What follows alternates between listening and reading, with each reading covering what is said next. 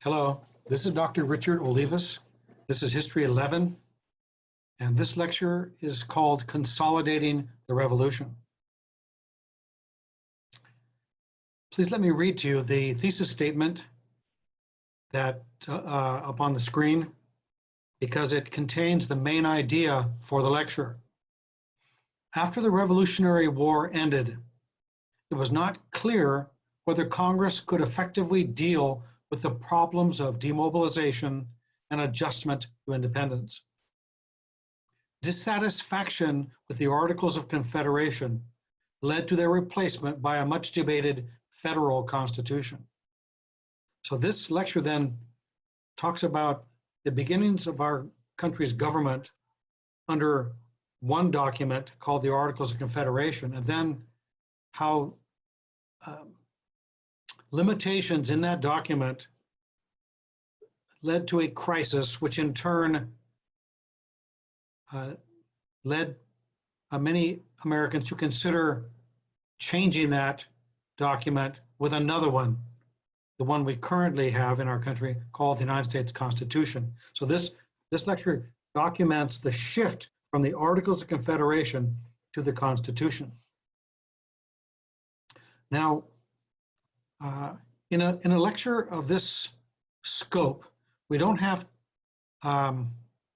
opportunity to discuss at length the entirety of the Revolutionary War. Although we do talk about at its beginning, we make reference to some of the important battles and certainly to the outcome. But a quick overview would be that the war began in Massachusetts, as we know, in 1775. Then it shifted early in 1777 to the middle states, New York, New Jersey, Pennsylvania. And then after 1779, it shifted yet again to the South, where it ended in 1783. Now, the United States its government was structured and set up by the Articles of Confederation. And when the war ended in 1783, the Congress, or the Confederation Congress, as it was called, struggled with the adjustment from war to peacetime, which brought its own set of problems. One problem that it had was how to demobilize the army. At the beginning of a war, a country mobilizes, and then when the war is over, it demobilizes, and it stands down. Now, many troops were insistent that they should not go home until Congress redressed their grievances. In 1783, officers at Newburgh, New York, complained to Congress about back pay and lifetime pensions they said had been promised to them. When Congress tried to disband the army, it refused to go home. Only Washington's personal appeal convinced officers to disband. This is a picture of the what's called the Army headquarters at Newburgh, New York. And this is the building where George Washington met with his general, field, and other officers of the Continental Army in March of 1783 to persuade them to go home. This is a copy, actually, these were the exact notes from which George Washington read his speech to his officers. He urged them to be patient, and he expressed confidence that Congress would, in the end, redress their grievances, but that they should go home.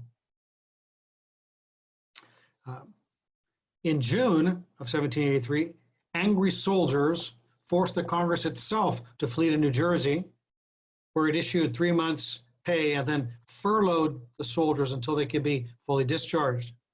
And Congress was itself itinerant or moving in the 1780s, revealing further erosion of its power. One of the more successful accomplishments of the Congress in the post-war years were its Western land laws. The two laws in particular, the Land Ordinance of 1785 and the Northwest Ordinance of 1787.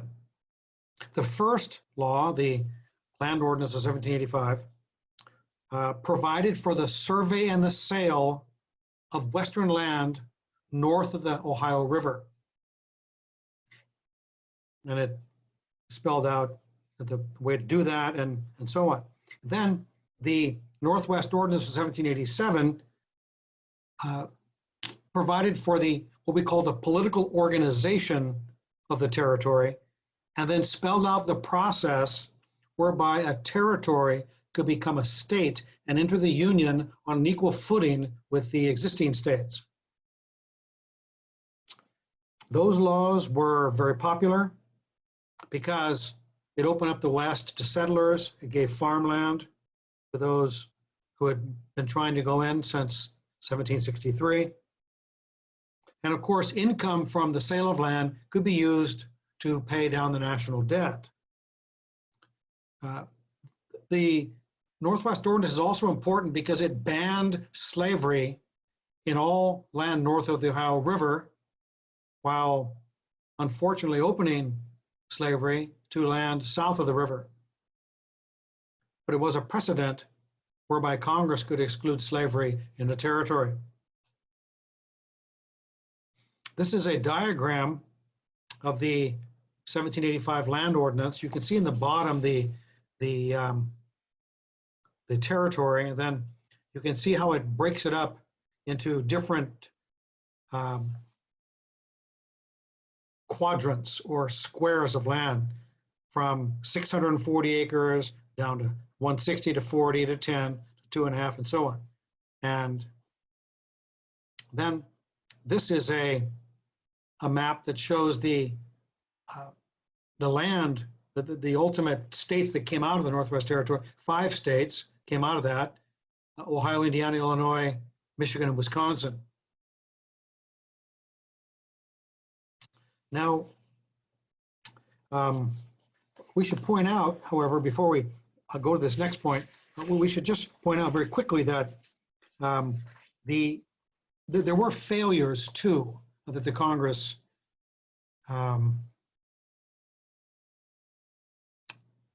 experienced.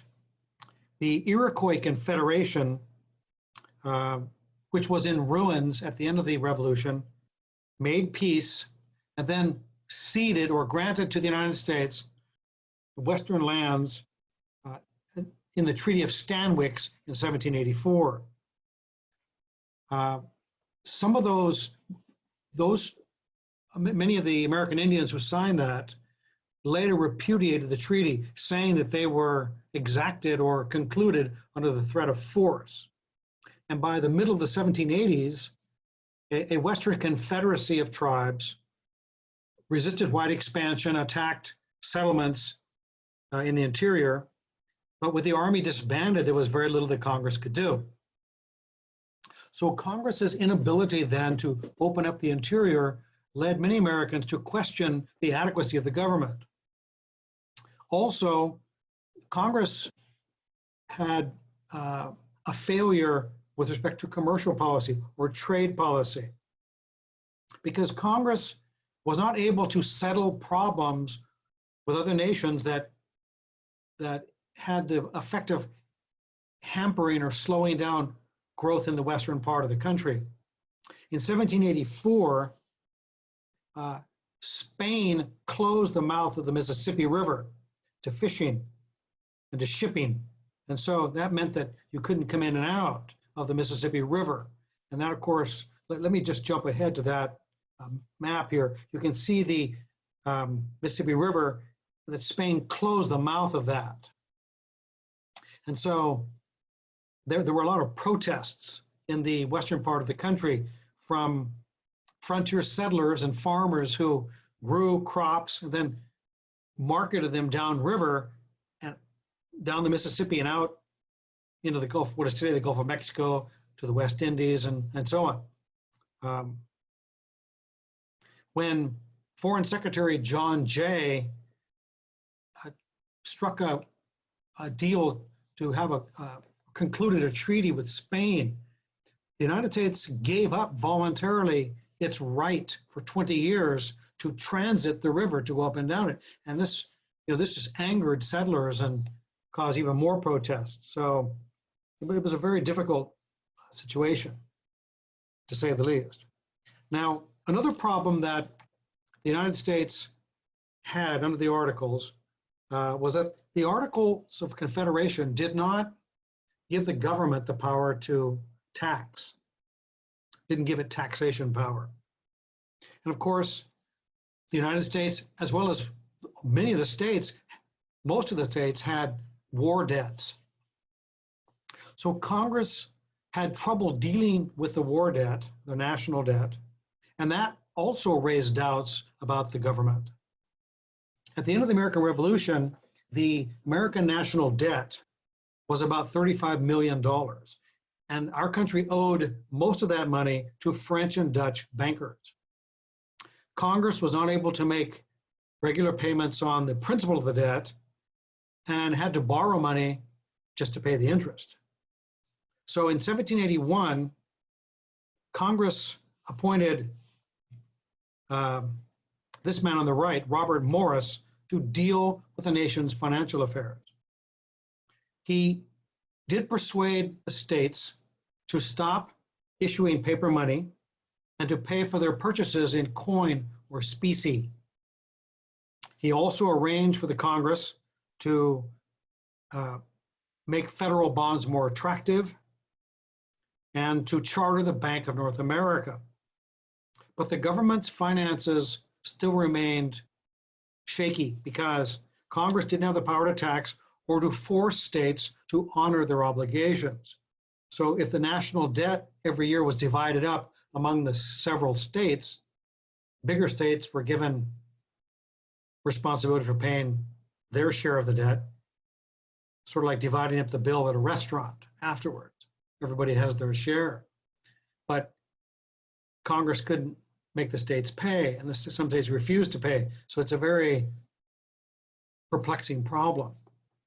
So by 1786, it became apparent that federal revenues were not enough to maintain the government. And some state governments even began to assume responsibility for portions of the national debt. So many Americans saw the government's inability to stabilize its finances as yet another sign of weakness, and many saw it as a structural weakness, that one that really couldn't be remedied. So the United States then found it very difficult to survive in a hostile world. Most of the nations of Europe were against the United States, the new United States. And in foreign affairs, our country was dominated diplomatically by France, England, and Spain. France did not sympathize with republicanism, and American independence did not end French ambition in North America. France, which left after the 7 Years' War, still wanted to come back if possible. England still controlled Canada, and England had troops on American soil in different army bases. Spain wasn't sympathetic either, and we saw that it closed the mouth of the Mississippi. So the United States was new, weak, and Republican in a world of very strong, wealthy, powerful, traditional monarchies. And so the United States remained at the margins of the Atlantic trading system. When the war was over, many trading privileges that countries had granted to us were now taken away. The US traders and merchants tried to rebuild overseas trade, but Congress didn't have the power to coordinate that effort. When the war was over, England refused to open its ports to American shipping. You can see on this map in the red that in the British West Indies, there's a blockade against American products. France and Spain withdrew special trading privileges they had extended to us during the Revolution. new commercial arrangements were being negotiated, but progress was very slow. And Congress, since it did not have the power to coordinate trade efforts, a lot of states began to act independently for their own benefit. And so some states were doing what was in their best interest while hurting the United States. So the Articles of Confederation are proving in many respects to be a problem or inadequate to the problems at hand. Now, point 2, it talks about political tumult or upheaval in the states. Point 1 talks about the government under the Articles of Confederation. Point 3 will talk about the new Constitution or the movement to the new Constitution. So point 2 then is a transitional point. That is, it shows us what event it was, many historians believe, brought about the movement to have a new Constitution. And this event was called Shays' Rebellion. Now we should point out, first of all, under point A, that after the Revolutionary War ended in 1783, and certainly after the Revolution of 1776, there was let's say it this way: when the American War for Independence first concluded, in 1776, when we declared our independence from England, there was a lot of willingness to experiment. Freedom was on people's minds. In Philadelphia, in Pennsylvania, for example, the Radical Constitution of 1776 gave less power to the governor, to the executive branch, much more power to the people in the legislative branch. But as time went on, there was growing conservatism.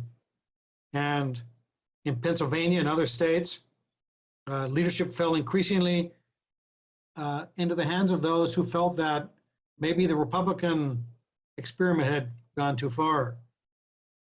The people are pulling back. In Pennsylvania, the Radical Constitution of 1776 was replaced by a much more balanced government in the new Constitution. But what really made many people doubt the wisdom of the Articles of Confederation was Shays' Rebellion. Now, Shays' Rebellion ultimately is about, it's a credit crisis. It pits people who are in debt against those who extend credit. It's sort of debtors against creditors, if you will, to simplify it a bit. In some states, there were protests against high taxes. Every state had its own war debt, and it had to pay it. The war debt in Massachusetts by the middle of the 1780s was very large, and it was growing. And a lot of people had to borrow money just to pay taxes or support their families. Others were borrowing money to speculate in Western lands or government securities, things like that. But because there were no commercial banks in the state, people borrowed from each other. And so there was sort of a pyramid of credit that builds up over time. And some historians have tried to show us just how extensive debt was.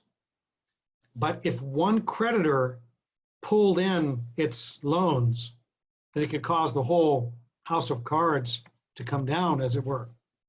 And that's kind of what happened. In 1785, English banks started to call in their loans. And American merchants had to pay those loans. So American merchants and traders started to collect the debts that were owed to them, and it set off a crisis because people didn't have money to pay their bills, to pay their debts that were coming due. And that debt was very severe among poor people, small farmers, laborers, and others. So these little people, if you will, the people that weren't wealthy, they went to the state governments, not only in Massachusetts, but in other states, asking the government to give them more time to pay their debts. They asked for what were called stay laws. A stay law sort of keeps things the way they are and obligates the government to print more money and gives people more time to pay their debts and things like that. Because poor people were trying to save their homes and their shops and so on. By 1786, Massachusetts farmers suffering from debt and agricultural depression or a bad economic situation in farming were desperate.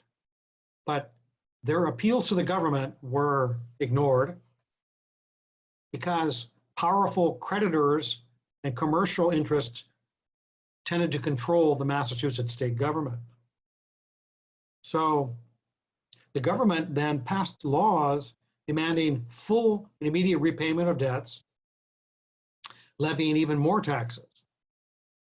So what happened was that these mobs of farmers started to close courthouses and started to shut down courts so that judges could not foreclose on their properties. If you can't open the courthouse, you can't take away their farms. So those men who led the mobs were respected leaders like Daniel Shays, who was a veteran of the Revolutionary War. Shays said he was still awaiting payment for his services that had been promised to him, and he was about to lose his land. So the state militia was called out to suppress the rebellion, and the rebellion was over. But similar challenges to public authority motivated by hard times and unresponsive governments erupted in 6 more states, raising fears of social rebellion. In other words, many leaders began to think that the government could actually collapse. State governments could collapse. This is a painting of the governor of Massachusetts in 1748, James Baldwin. Baldwin was very insensitive to the pleas of debtors in Western Massachusetts and strongly allied or sided with creditor interests against poor farmers. These are Shays protesters taking down a tax collector in Western Massachusetts. So these protesters are watching, and then as a man who's deeply in debt assaults a tax collector. This is the house, the farmhouse of Daniel Shays and his wife Abigail. It was still standing almost about 110 years later. This is a cover of a magazine called Bickerstaff's Boston Almanac. And on the left, it shows Daniel Shays. On the right, Colonel Job Shattuck, his right-hand man. This is a map that shows some of the major incidents across the state of Massachusetts that occurred during Shays' rebellion. You can see the stars represent 3 major battles, and then you can see the sites of where courts were closed by the rebels. This is a declaration by the General Court of the Legislature of Massachusetts in 1787, condemning Shays' rebellion.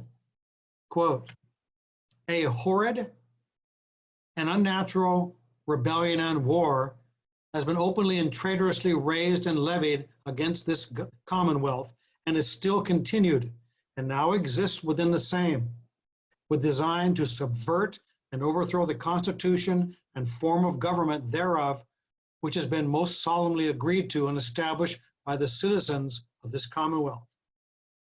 And that government ought and will, with the greatest energy and force, exert and bring forth all the powers of the Commonwealth for the suppression thereof.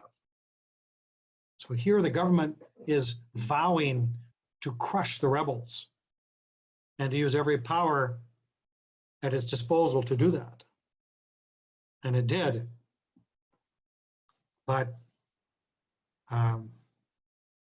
the crises passed, but the conflict remained. In the aftermath of Jay's rebellion, a group of people arises that were called Federalists. Many people in the country believed that the country or the nation was in crisis because of the weaknesses of the Articles of Confederation. Federalists were many, but included in their ranks people like George Washington, Alexander Hamilton, John Jay, and many others. These men supported a stronger national government because they believed that liberty was in danger of becoming license. That is to say, they believed people had too much freedom and the nation was in danger of collapse. They believed in Republican principles, but they also believed in what one historian has called an aristocracy of talent. And they believed in the imperative and the importance of social order and the rights of property. It's true that the Federalists feared for their own economic and political security, and they wanted government power to be strong enough to preserve Republican liberty. But they were spurred on by weaknesses inside the government, inside ultimately the Articles of Confederation, or limitations, shall we say. Congress was unable to handle the national debt. It could not establish public credit in an effective way. It could not restore overseas trade, and all of these problems worried Congress and the Federalists.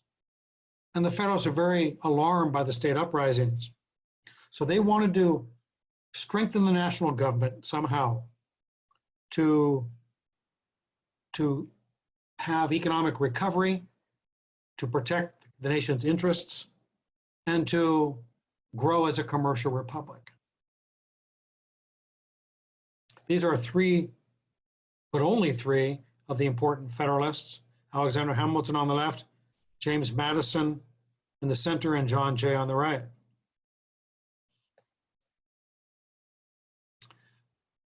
The Federalists looked for an opportunity to strengthen the national government in some way. In September 1786, delegates were attending a convention in Annapolis, Maryland, where the U.S. Naval Academy is located today. They were there to promote or to discuss a sometimes not so thrilling issue of how to promote interstate commerce.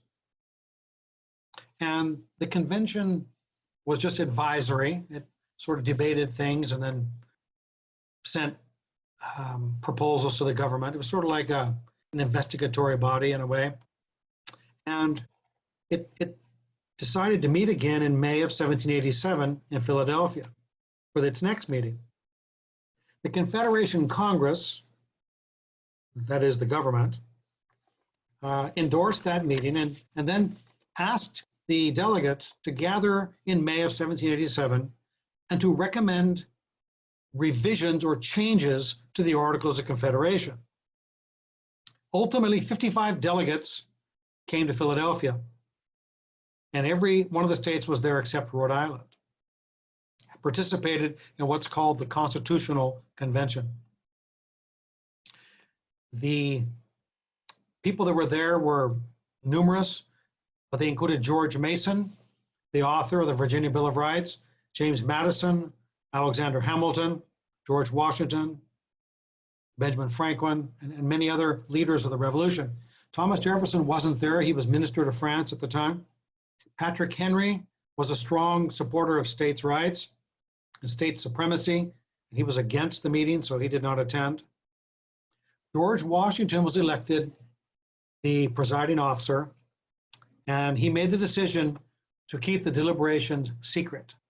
So he had the doors and windows sealed, but James Madison kept extensive notes of the debates and proceedings. So we have, at least from his viewpoint, a fairly extensive account of what went on inside.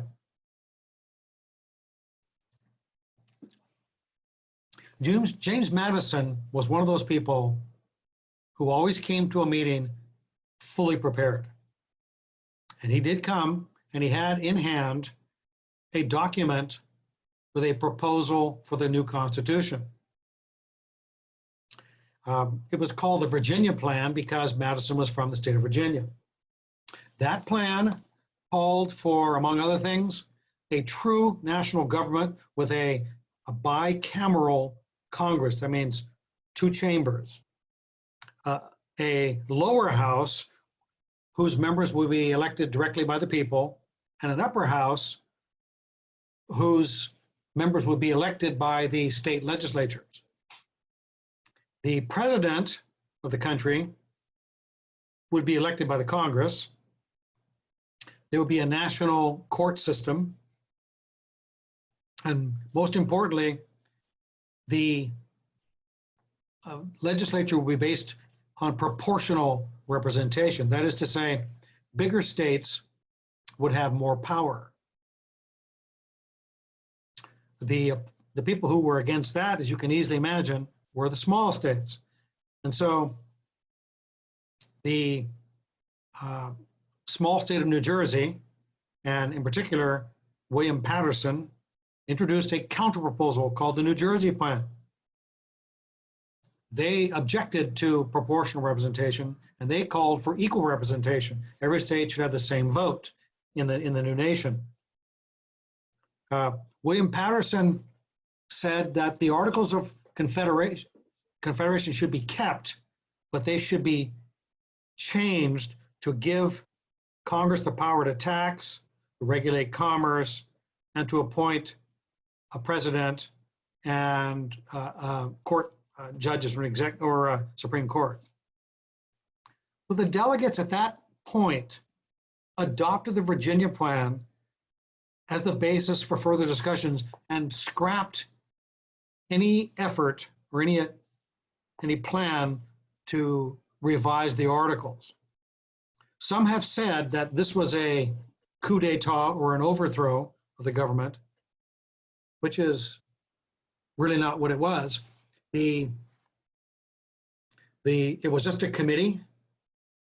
It was a convention or a group of people. They weren't making a law.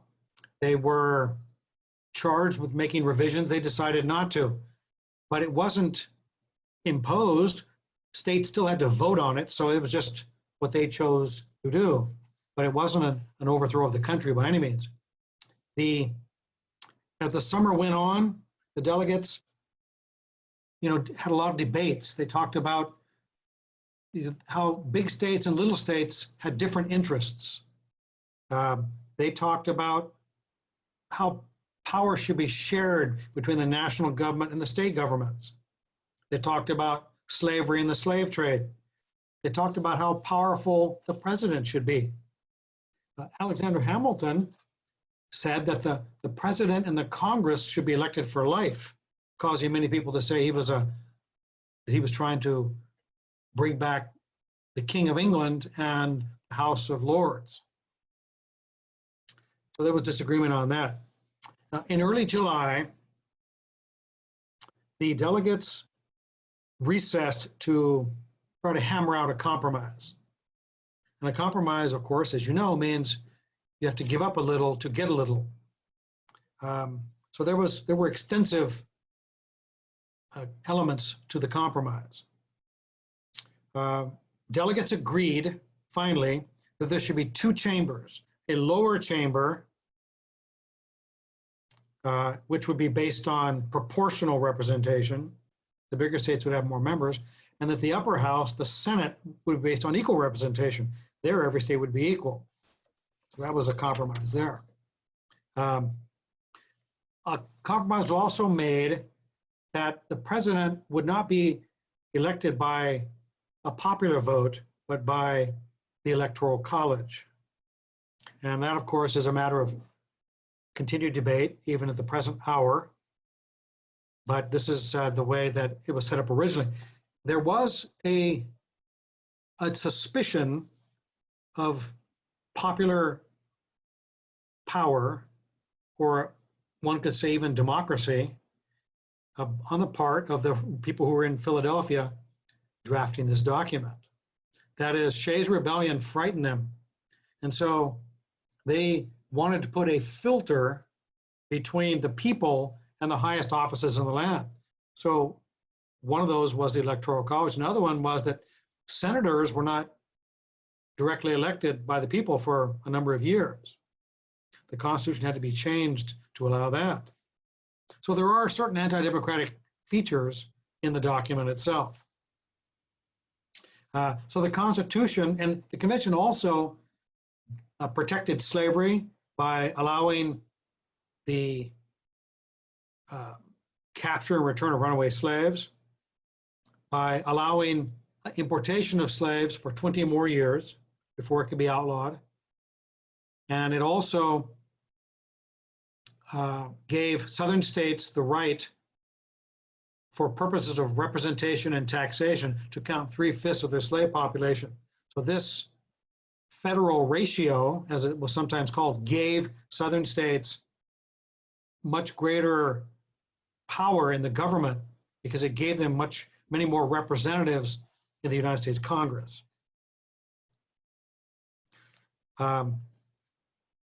So the Constitution thus was a compromise between large states and small states, between northern states and southern states.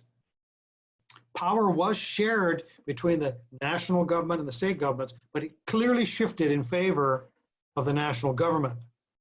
Congress was given the authority to levy and collect taxes, to regulate foreign and interstate commerce. Finally, the new government was supreme over the states.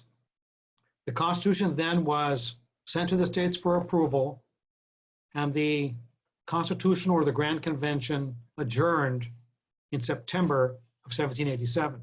And then the document was sent to the states for them to vote on it and to ratify it. This is a photograph of Independence Hall, in particular the assembly room inside that hall.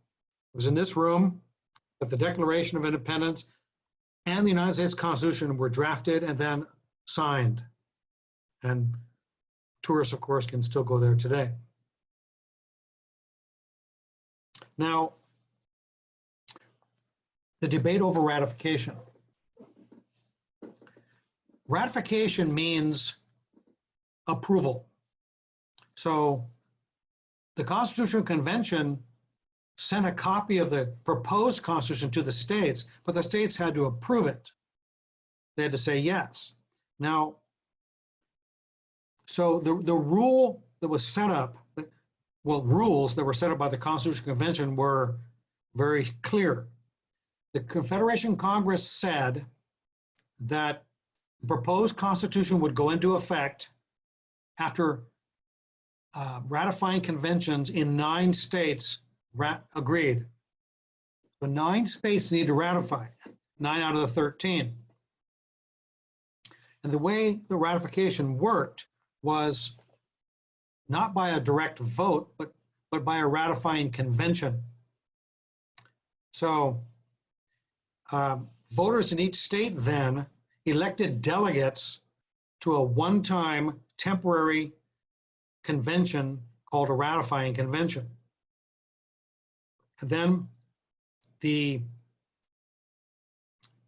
rule was that each state convention would take a vote to ratify. And if a majority of voters, a simple majority, said yes, then that was ratification. So let's just say that Massachusetts had 50 delegates. A majority would be 25 plus 1. So if Massachusetts in its convention was ready to take a vote, and they said Okay, let's take a vote, and let's say 26 said yes and 24 said no. That means that Massachusetts ratified. So this made those ratifying conventions very important, because that's where ultimately the approval was given or not given. Now, point B says Federalist versus anti-Federalist. Now, a Federalist is someone that favors the proposed Constitution, and an anti-Federalist would be someone that was against it. Now, Federalists were in control at the Pennsylvania ratifying the Constitutional Convention in Philadelphia. But once the debate shifted away from Philadelphia to the states, it was much harder, because we don't have scientific public opinion polls that were taken back then, and some could even debate how scientific they are now. But if clearly there was opposition to the proposed Constitution in all the states, opposition was widespread. Of that, there's little doubt. So in most states, there was strong opposition to it. Some people feared that a strong central government would threaten state interests, or maybe threaten their own political power. Some even thought that the government was a betrayal of the American Revolution. And some thought that it would be corrupted by its own power. Anti-Federalists made two basic arguments why the new Constitution should not be ratified. And these are strong arguments. Then they were answered by the Federalists, but the Anti-Federalists were very, very clear. The first thing they said was that the United States was in danger of becoming an empire. They said that an expanding empire would be torn apart by disagreement or factions.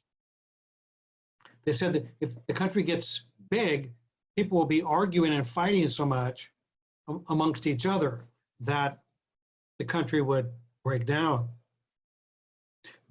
They said that republicanism could only survive in a simple society where people were culturally very similar, where there was very little faction.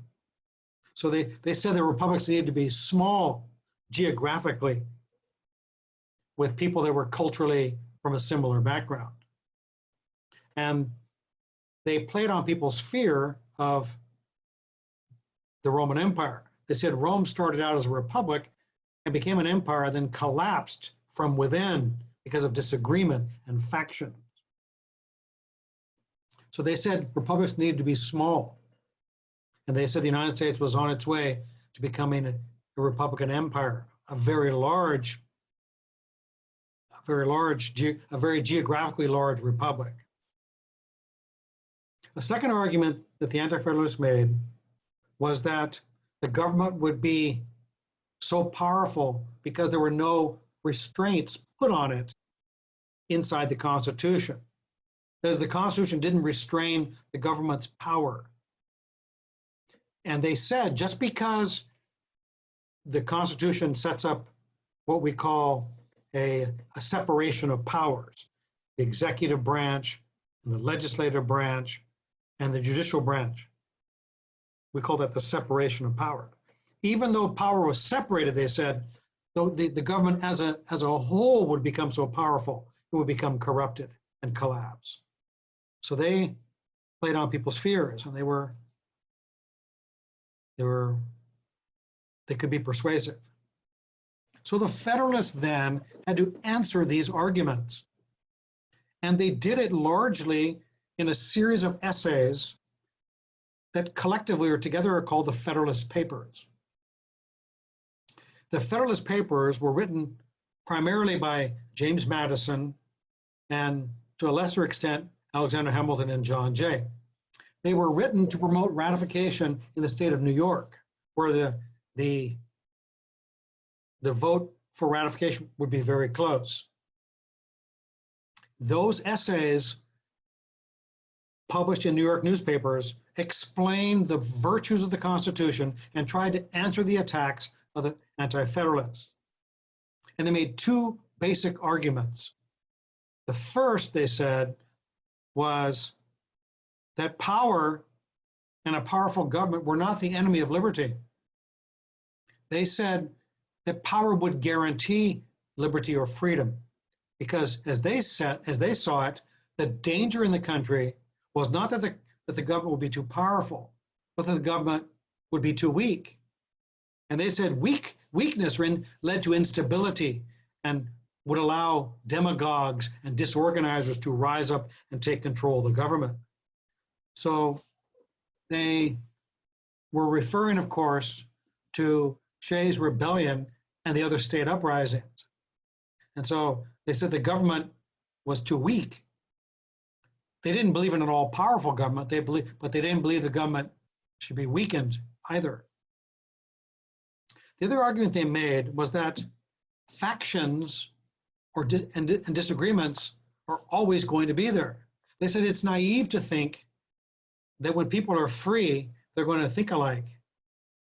In fact, James Madison went so far as to say that factions would always be there. The more free people are, the more free they are to disagree. So he argued in Federalist number 10 that the best way to prevent factions would be to make sure that the government was neutral. The government was an umpire. So as long as there were opportunities in the courts and in the legislatures and in the government for people to work out their differences legally by going to court or by passing a law, as long as people could work out their differences in a peaceful compromise, then that would get rid of the problem of factions. And this would be the best way to promote the good of society. This is Federalist number 10. Part of it, I just took out this section to show you the argument that Madison made. He defines a faction, and then he says what factions, how they emerge. He said, by a faction, I understand a number of citizens, whether amounting to a majority or a minority of the whole, who are united and actuated by some common impulse of passion or of interest, adverse to the rights of other citizens or to the permanent and aggregate interests of the community. Liberty is to faction what air is to fire, an ailment without which it instantly expires.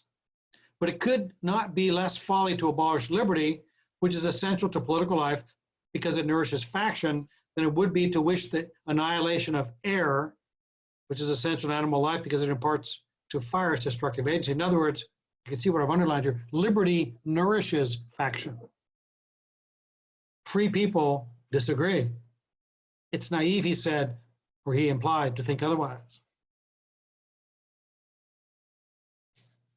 Now, the struggle over ratification. As we said, state ratifying conventions were very important. Most Americans were probably opposed to the proposed Constitution, but most of them did not participate in the election for delegates to the ratifying conventions. So delegates had a lot of authority, and many of them did not carry what we call binding instructions. That is, they weren't elected on the basis of saying, I will vote no. They weren't given those kinds of instructions. So once they were there, once elected and there, they could change their mind. They could say yes, they could say no, but they weren't obligated to vote a certain way. The Federalist strategy then to securing approval for the proposed Constitution was quite simple. They wanted to get simple majorities in 9 state conventions. Then that would mean the new Constitution went into effect.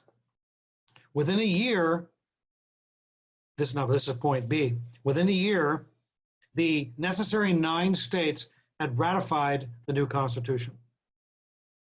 In the state of Massachusetts, in order to get anti-federalists to say yes, Federalists agreed in that state to a set of amendments, to a number of amendments that described a federal Bill of Rights. And that list was sent with a notice of ratification to the government. New Hampshire was the 9th state to ratify, but Virginia and New York still had not decided, and they were very large, important states. And so their participation in the new government was regarded as essential by the Federalist leaders. In Virginia, Madison gathered support inside that state convention by promising that the new government would immediately, as its first order of business, consider a federal Bill of Rights. In New York, the anti-federalist followers of the governor, DeWitt Clinton, controlled the convention. There was a lot of back and forth, but New York narrowly approved, and then North Carolina ratified, and then finally Rhode Island in May 1790. This is called On the Erection of the 11th Pillar. Now, a newspaper in Boston had begun a series of illustrations showing the federal pillars rising to support a grand Republican superstructure, a metaphor for the Constitution.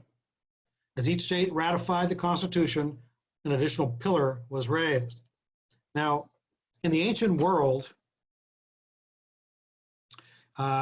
temples were built to different gods.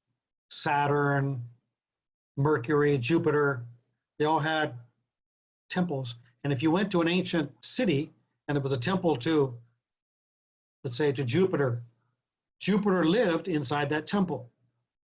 So here they are erecting, it says, on the erection of the 11th pillar of the great national dome, we beg leave or permission most sincerely to congratulate our dear country. And it shows 11 pillars up with 2 still out, North Carolina and Rhode Island.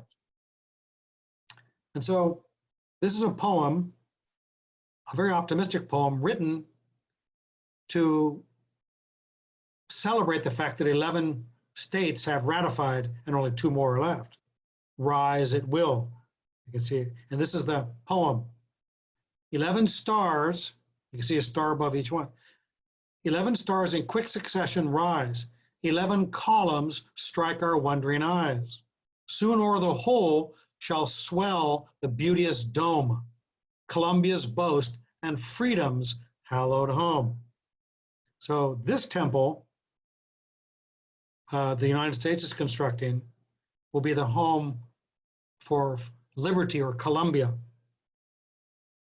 It's where freedom will live. Here shall the arts in glorious splendor shine, and agriculture give her stores divine. Commerce refine, dispense us more than gold, and this new world teach wisdom to the old.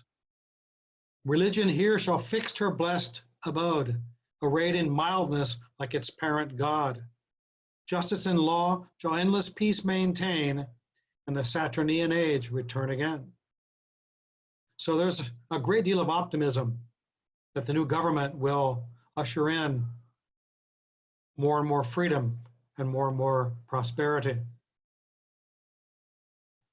Lastly, and quickly, we want to just talk about what's called the social geography of ratification. That is, where were the Federalists strong, where were the Anti-Federalists strong, in what parts of the country?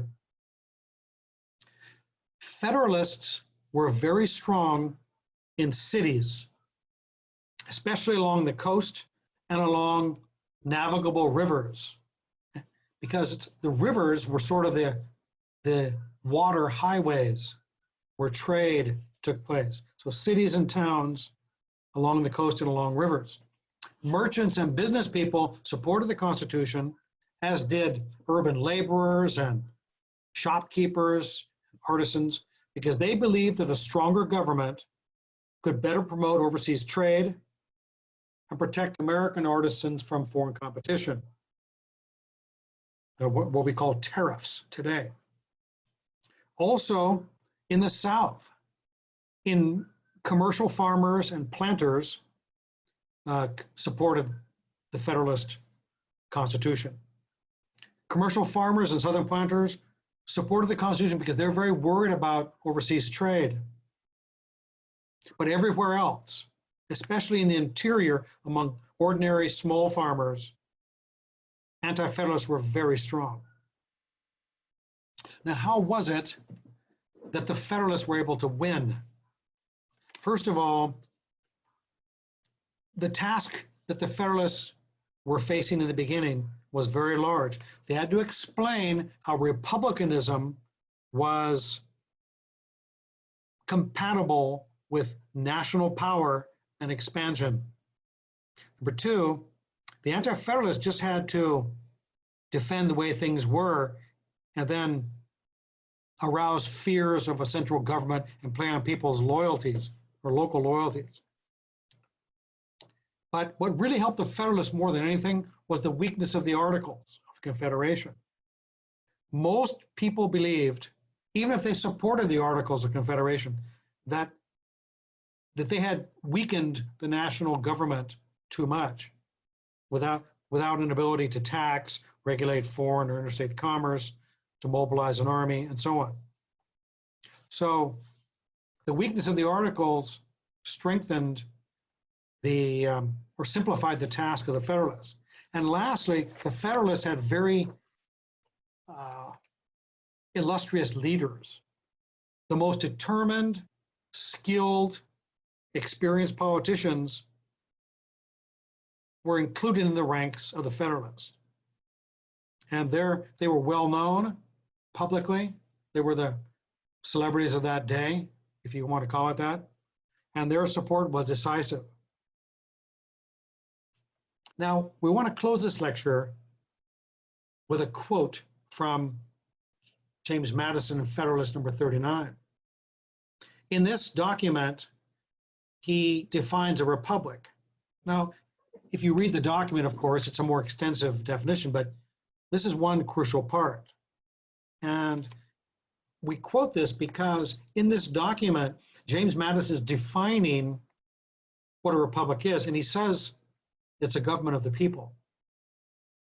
Quote, "We may define a republic to be, or at least may bestow that name on, a government which derives all its powers, directly or indirectly, from the great body of the people, and is administered by persons holding their offices during pleasure for a limited period or during good behavior," unquote. It's a government derives all its powers directly or indirectly from the great body of the people. Now, a republic, the word republic itself comes from a Latin phrase, res publius, which means a public thing. It's a thing that belongs to the public or to the people. So it's a government. That's why the first words of the US Constitution are "we the people" in the preamble, "we the people." So a republic is not a government where the king is sovereign, the people are sovereign. Now, but the question is, which people? Yes, in the republic, the people are sovereign, but which people? Is it wealthy merchants? Is it creditor interests? Is it slaveholders? Is it men? Does it include women, blacks, poor people? That's the question. So the Constitution is a beginning. Yes, it has clauses in it that promote slavery, and those were wrong. Thankfully, they are of no power now. They've been amended. The Constitution has been amended to strip those of their power. But that's the question going forward, is what kind of country is the United States going to be? The Constitution is but an outline. It's a good outline, but it's only an outline. And our history as a country is a continuing one to see who the people are and to keep the republic that was created at this time. Thank you very much for your attention. I hope this lecture was a benefit to you. Thank you.